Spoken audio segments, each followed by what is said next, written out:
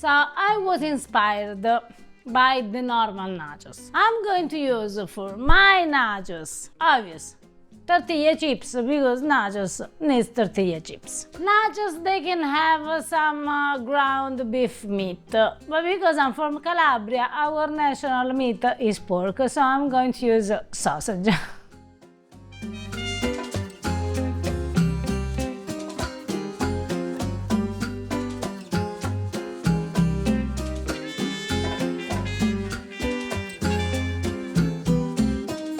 I know that nachos has also refried beans.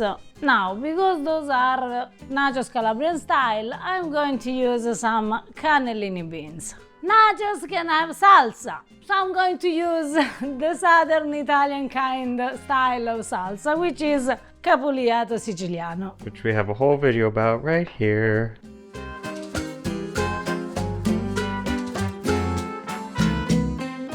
Then I'm going to use Calabrian cherry peppers, because on the nachos usually you find jalapeno peppers, so I'm going to use this. These already look enough Calabrian, but now we make them look much more Calabrian, adding in-doo-yah.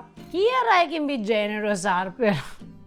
I know that what I'm going to add now maybe can seem strange, but my friend Jeff, who made the most amazing nachos that I have ever tasted in my life, what he did was putting some jalapeno juice. Yeah, like the pickling Yes, vinegar. the pickling juice, vinegar, a little bit on top of his nachos, so I'm going to do the same.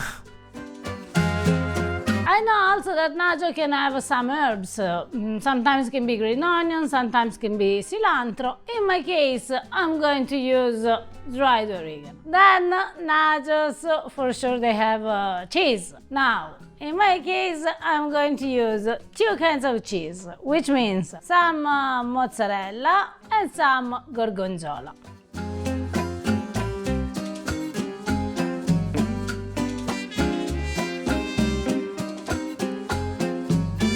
All the things I never thought I would see you making in a video is Calabrian nachos.